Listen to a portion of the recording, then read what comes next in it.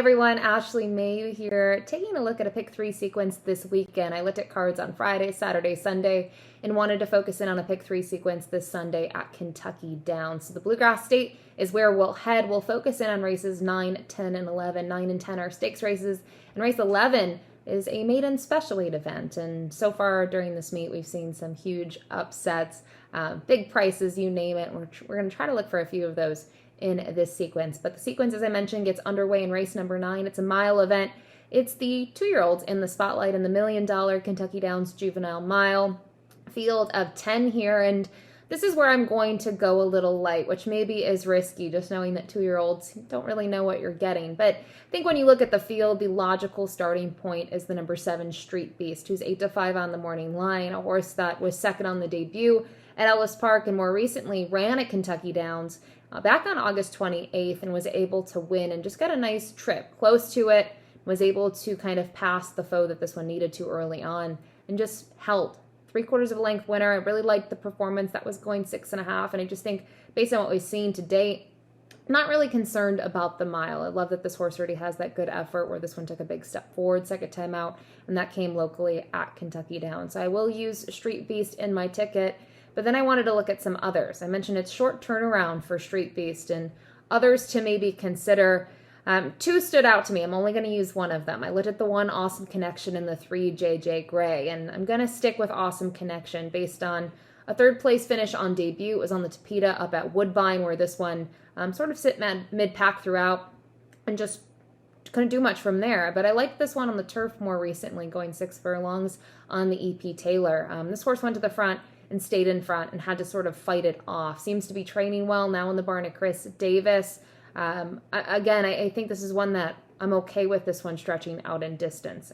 So very curious to see what this one can do here. Obviously going to offer more value than the number 7 Street Beast. So Awesome Connection, the 1, and the 7 Street Beast for me here in the opening leg. We'll move to race number 10, the second leg of this pick 3 sequence, which is the Untappable. This is 6.5 furlongs.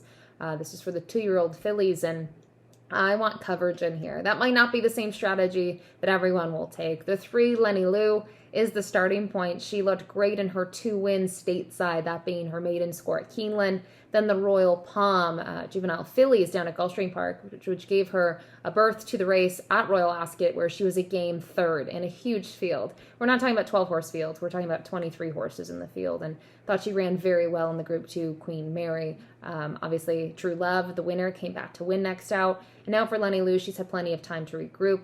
And I love the training pattern. They've had her on the dirt, they've had her on the turf, and even 6 furlongs most recently at Palm Meadows, I think, to sort of get her ready to go further than 5/8, which is the furthest she's gone to date. She's going to need to go 6.5, so I will use her certainly on my tickets, but I'll also use the horses surrounding her.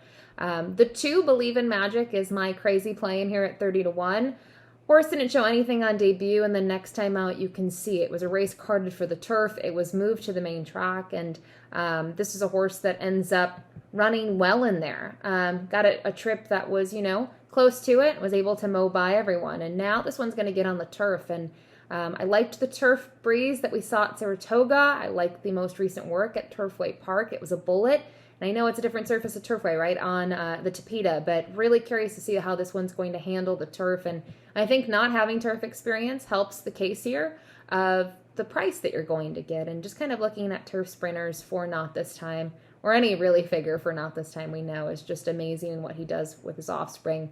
I really like this one at a big price. I'll also use the 4 Snowface Princess. Has turf experience. I thought ran very well in the Bolton Landing.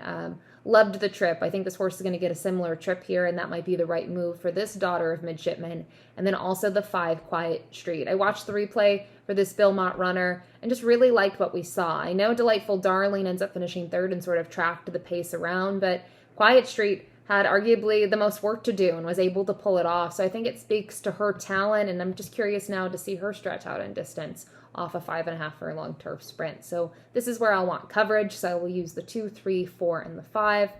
And then finally, to round it out, it's a maiden special weight. It's not any maiden special weight, though. It's a 1 mile and 5/16, so it's almost 1 whole lap around the odd configuration of Kentucky Downs. And this is tough. You have to look at, what horse you think is going to get the trip, what that right trip is, whether it's being forward, whether it's for closers. And this is a spot where I'm going to go for a little bit of coverage. I'm going to use 3 horses. I'm going to use the 6, 7, and 10, starting with the 6 English Rocker, a son of English Channel, who I thought ran well on the debut. Obviously, they sort of had distance on the horizon for this one and looked at that right off the bat, because they went 1.125 miles at Presque Isle and finishes 3rd there, being by a length and a quarter, and thought this horse was going to make a bigger move than he did, but it was his debut. They didn't go all that fast early on, and I'm really intrigued now about him getting on the grass and stretching out in distance. So English Rocker will be on my ticket. The 7 Founders technically graduated last time out in terms of crossing the wire first, but was disqualified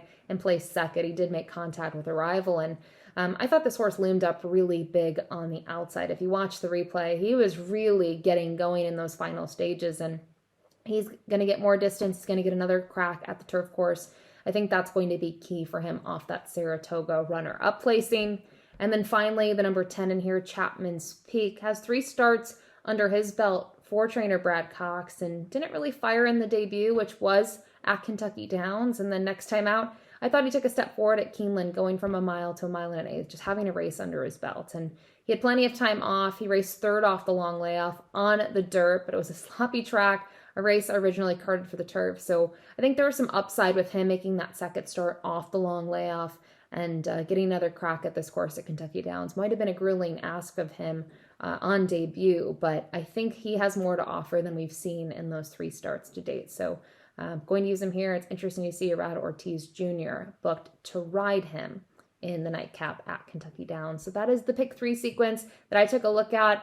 I think this one is sort of a wild card. You might want more coverage. You may have a strong opinion and maybe want a single in one of the races, but I found it really difficult to do that, especially in just any race at Kentucky Downs. You have big fields and a lot of directions to go. So just one more look here at my ticket in its complete form.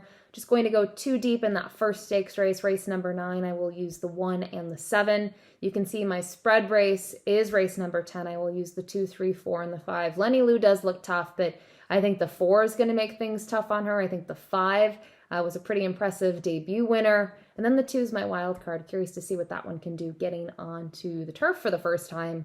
And then to round things out in the maiden special weight event, going 1 mile and 5/16, I will use the 6, 7, and 10. So with this sequence, it's a 50-cent minimum. So you can see 2 over 4 over 3, just a $12 play. But curious to see who you like in this sequence. As I mentioned, Kentucky Downs is not an easy track to handicap. So feel free to share your comments and your thoughts on the sequence. And as always, good luck.